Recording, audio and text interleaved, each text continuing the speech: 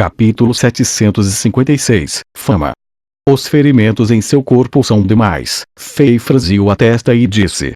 Ele descobriu que havia muitas lesões internas e externas ocultas no corpo de Constantine. No momento, os órgãos internos de Constantine haviam mudado de local claramente, e era um efeito colateral grave da prática do punho dos 7 ferimentos. Como muita água em um lado de uma grande barragem, havia o risco de transbordar. O mais perigoso era que, uma vez que todas essas lesões ocultas não pudessem mais ser suprimidas, ninguém seria capaz de curar Constantine.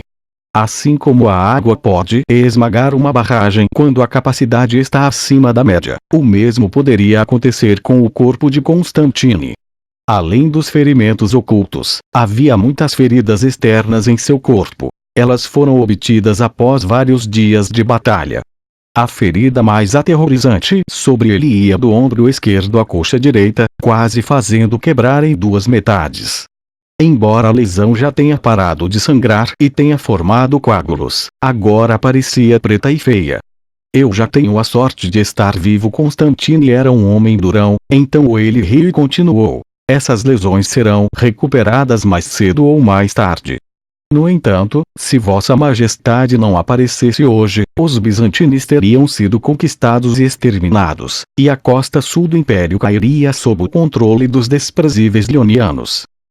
Fei pegou uma garrafa de poção de saúde vermelha de seu anel de armazenamento e a entregou a Constantine. Então, ele disse, cure-se primeiro. Podemos conversar sobre outras coisas mais tarde. A poção de saúde do Diablo Vorod tinha efeitos milagrosos para curar todos os tipos de lesões externas, mas também dependia da força das pessoas que estavam sendo curadas. A mesma dosagem seria menos eficaz para as pessoas mais poderosas. Além do tamanho maior das feridas e das energias potenciais deixadas por oponentes mais poderosos, as pessoas mais poderosas tinham mais energia vital e mais poção era necessária para recuperar ela. Uma garrafa de poção de saúde foi suficiente para curar as feridas externas menos significativas no corpo de Constantine. Depois que o efeito da poção terminou, Fei mudou para o modo paladino e usou a habilidade Oração. Fei foi instantaneamente coberto por uma luz poderosa e quente, como se ele fosse um deus, e todos no centro de comando do rei Alexander sentiram que sua resistência esgotada durante a batalha estava sendo reabastecida rapidamente. Além disso, alguns dos pequenos ferimentos em seus corpos foram curados. Fei estendeu a mão envolto por uma luz dourada e acariciou aquela ferida negra profunda e chocante no corpo de Constantine de cima para baixo.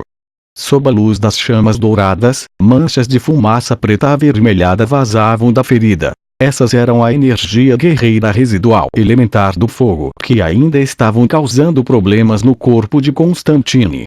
Depois de fazer isso várias vezes, os graves ferimentos externos no corpo de Constantine foram finalmente curados. Isso foi problemático. Infelizmente, o nível do meu personagem paladino está muito baixo e ainda está no modo normal.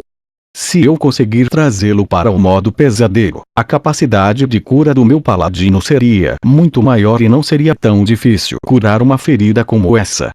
Parece que eu tenho que me concentrar em equilibrar os poderes de todos os meus personagens. Esse pensamento apareceu na cabeça de Fei quando ele voltou ao seu personagem bárbaro. Como Constantine acumulou muitos ferimentos internos ocultos em seu corpo por praticar o punho dos 7 ferimentos à força, foram bastante graves, e médicos e padres comuns não podiam fazer nada a respeito. Somente o poder do personagem bárbaro de Fei, que estava no reino da classe Sol, poderia ajudar. Nos dias seguintes, Fei permaneceu temporariamente na capital do reino bizantino. Como ele tinha que criar impulso e aumentar o moral dos soldados, Fei não escondeu sua identidade. Logo, todos os zanitianos da província do Vento Verde ouviram as notícias do reino bizantino. Eles souberam que os bizantinos obtiveram a primeira vitória completa na guerra contra os leonianos na região sul de Zenit, e quase um quarto da marinha de Leon foi destruído. O mais importante era que eles entenderam o motivo pelo qual os bizantinos obtiveram a vitória. O rei Alexander de Chambord, conhecido como o Santo Marcial Imperial e o deus da Batalha de Zenit, chegou à região sul do Império. Essas boas notícias repentinas fizeram com que os zenitianos, que sofriam com a dor da guerra e a repressão dos inimigos, tivessem esperança. Não era diferente de as pessoas verem uma lasca de luz na escuridão completa. Sem precisar de ordens, muitos refugiados, soldados desertores, famílias reais dos reinos afiliados da região, oficiais e nobres do império, mercenários. Muitas pessoas correram para a capital bizantina como um dilúvio e estavam buscando a proteção do deus da Batalha de Zenit, o rei Alexander. O que aconteceu lá há alguns dias durante a Batalha de Defesa de São Petersburgo já estava sendo espalhado pelo Império pelo primeiro poeta viajante do Império, Machrazi, e seus colegas.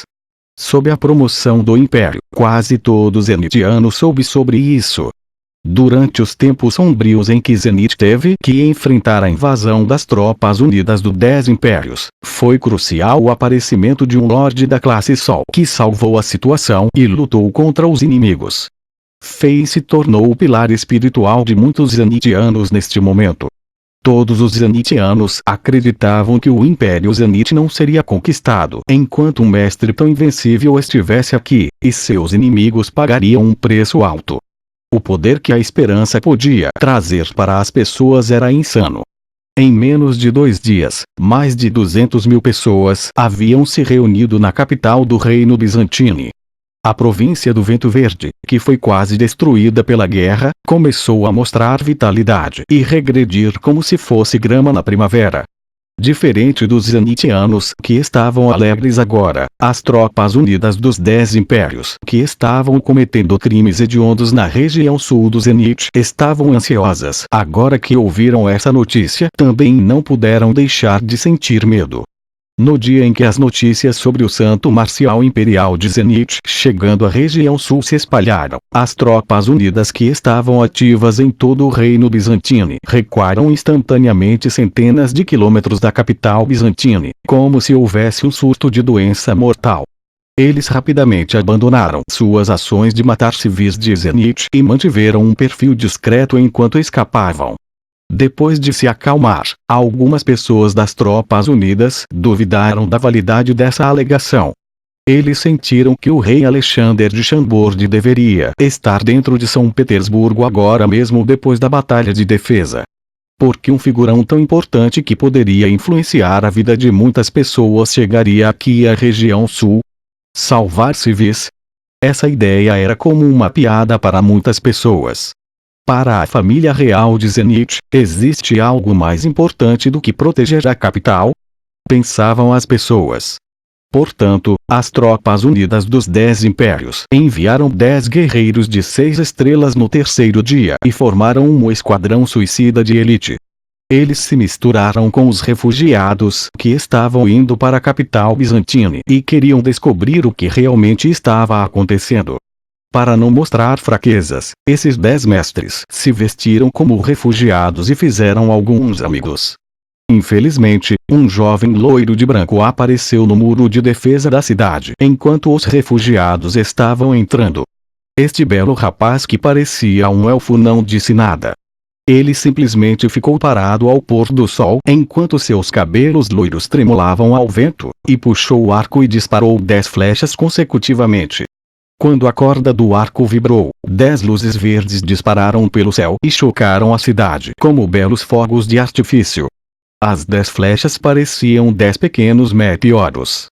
Entre os 10 mestres das tropas unidas, a maioria deles foi transformada em pedaços no local antes que eles pudessem se esquivar ou escapar. A última pessoa não morreu instantaneamente, mas seu braço direito foi pregado no chão e ele não conseguiu se mover. Depois de disparar as 10 flechas, esse arqueiro loiro desapareceu da parede de defesa como se nunca estivesse lá. Aquele último mestre das tropas unidas tinha que fazer o que fosse necessário para sobreviver. Ele cortou o braço direito e se afastou com o rabo entre as pernas. Ele foi a única pessoa de sorte a sair daqui viva. Após esse incidente, ninguém mais duvidou da validade da informação. O belo arqueiro que apareceu no muro de defesa era um dos 12 cavaleiros do Zodíaco de Ouro de Chambord. Ele também era o guarda do rei de Chambord, filho do vento Fernando Torres. Filho do vento sempre esteve perto do rei de Chambord. O rei de Chambord estava no reino bizantino.